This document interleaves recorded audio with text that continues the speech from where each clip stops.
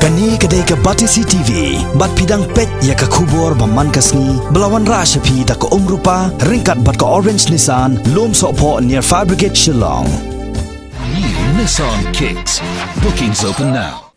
Unong yalam kaliang persya u Dr. Mukul Sangma ulaong ba mentakila bun ki briu ki bala septieng ban sengkam sengjam bat bantrai kum ki kontraktor hak jela Meghalaya namar ka jingbum pelaj pisah ke sarkar jela hakitna trekam baper.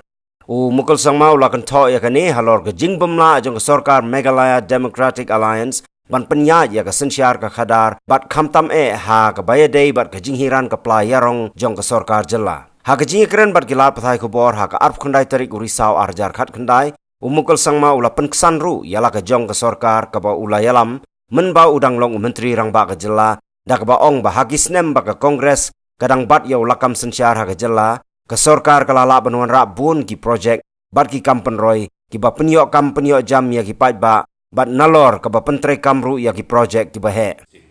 We have already sanctioned all the posts necessary.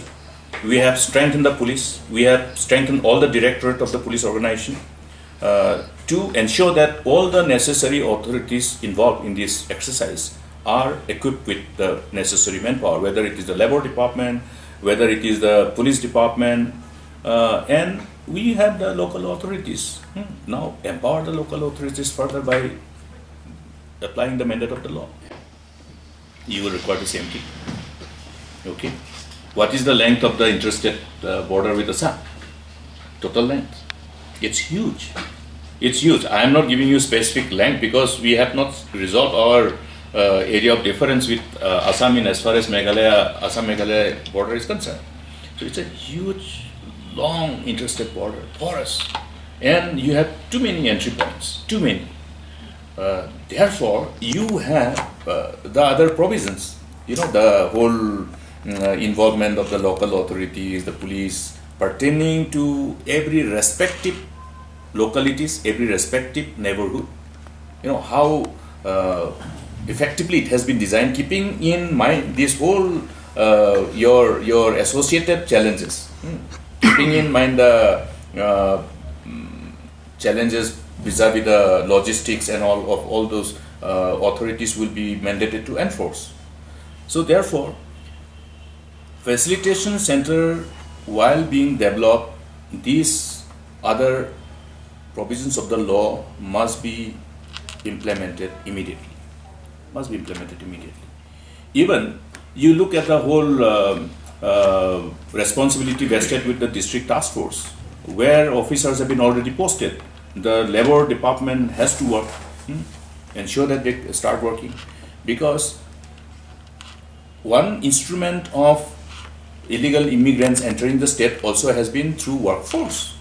Okay, that's why you have the laws, and that's why this particular thing has been incorporated here. And that's why when we decided to notify the task force, we wanted to ensure that labor inspectors are there in all the blocks. We sanctioned, we recruited, we posted. So let them be utilized. And you have the whole system. The district task force have been notified. It is only a question of asking them to implement the mandate of the law. And developmental programs of every line departments are a continuous exercise. And I was looking at the various statements coming. Obviously, it is in response to the concern being expressed by people, and concern being articulated appropriately by the opposition as well. Because our democracy requires the opposition to voice our concern, draw the attention of the government of the day in the event of them seen wanting in their response to address concerns of the people. Now we have, let me be very blunt. Now, what is the biggest challenge before the state, before the nation? The number one challenge is the job, employment.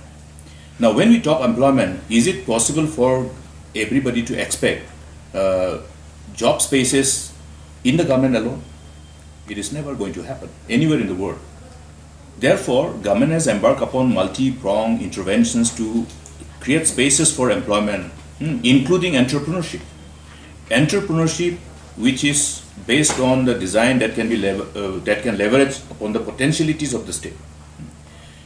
Including, I have seen number of, if you recollect, we have had number of entrepreneurship summits with our own young potential aspiring entrepreneurs, whether it is in Shillong, in Tura or other district capitals.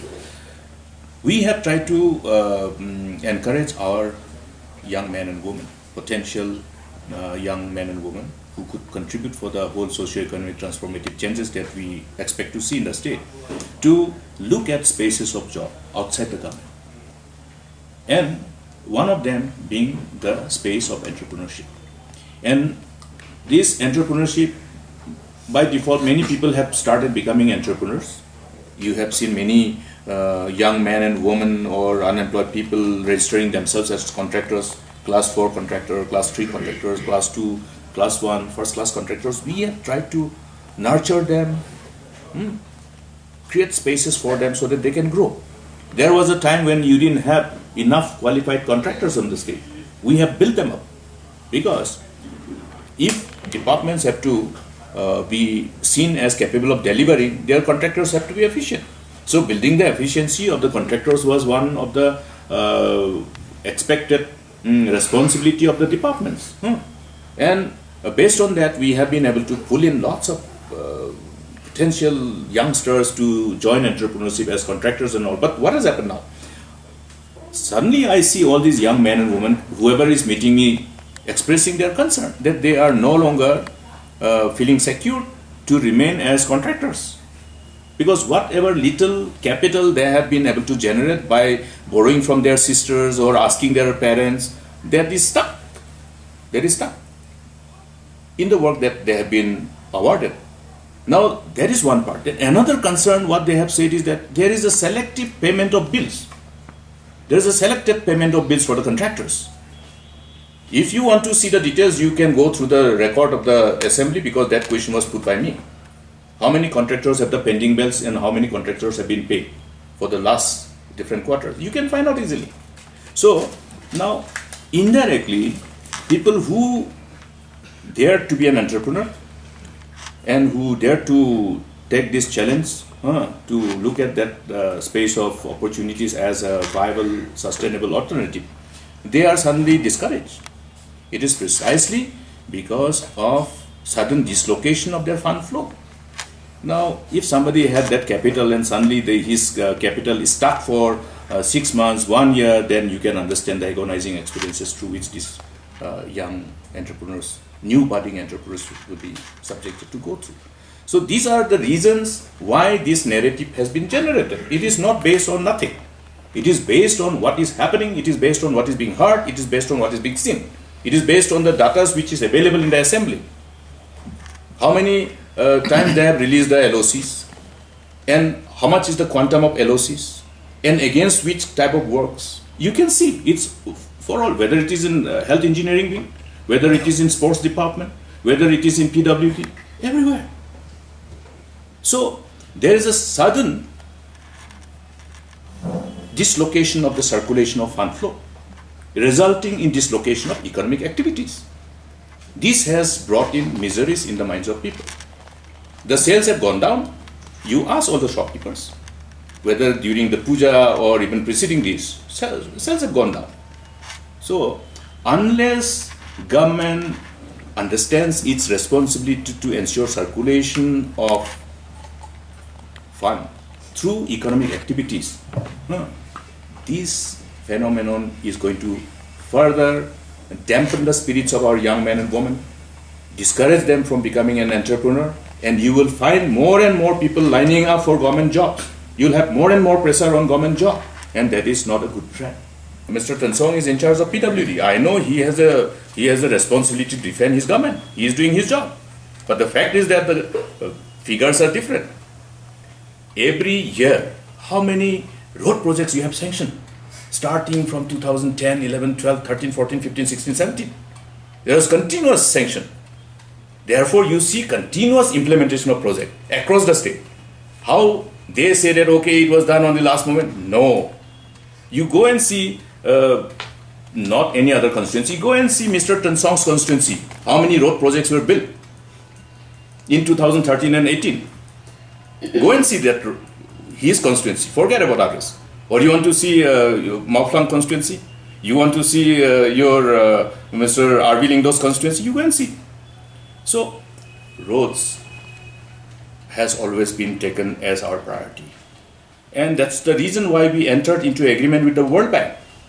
And we didn't have enough qualifying contractors when we started the PMGSY road. We had bank of sanction of around 17 projects in one block, 18 projects in one block. There was no contractor because, again, outsiders wouldn't come. People from Khasi's region wouldn't go to Garo Hills because of the GNLA problem.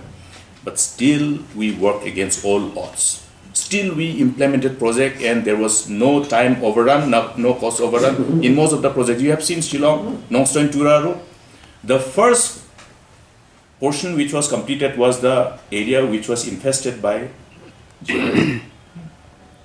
So, challenges will always be there. But our intention is to overcome these challenges and put the things on the on place. Because all these are based on the aspirations and demands of the people. Now, you're talking about PWD road. So many projects were sanctioned, so they are sweating out to pay the bills. They don't have to sweat it out. It is a natural process. It is only an art of prioritizing where your priority lies. Forget about just the PWD roads funded by State Club. I have talked in general about the project's standstill, which has come to standstill. You go and see that project which was started and which was going at a very high speed. That Shillong International Center for Performing Arts and Culture in Hodiangdia. What has happened to that project? You see the Medical College Tura, what has happened to that? You see all those other institutions which were started one after another. Everything is in standstill. Forget about the projects which are funded under the state plan, even the projects which are funded by Government of India. The NLCPR programs, the projects implemented under the fund from NEC. You look at that project which was inaugurated, that Umyam, that tourism project, has it started operationalization? Has it? But they have inaugurated. What is this tamasha? You are talking about lack of resources. Will this tourism project will not bring your resources? It will provide spaces for job. It will also provide you scarce resources to come to the government coffer. And this is how you ultimately go by the principle of little drops of water make a mighty ocean. Now, why will they have money? I just have one WhatsApp input here. Coal trucks and even the pickups which are stealing coal without paying revenue. How will the government get money? This is happening. Everyone knows it. You know it.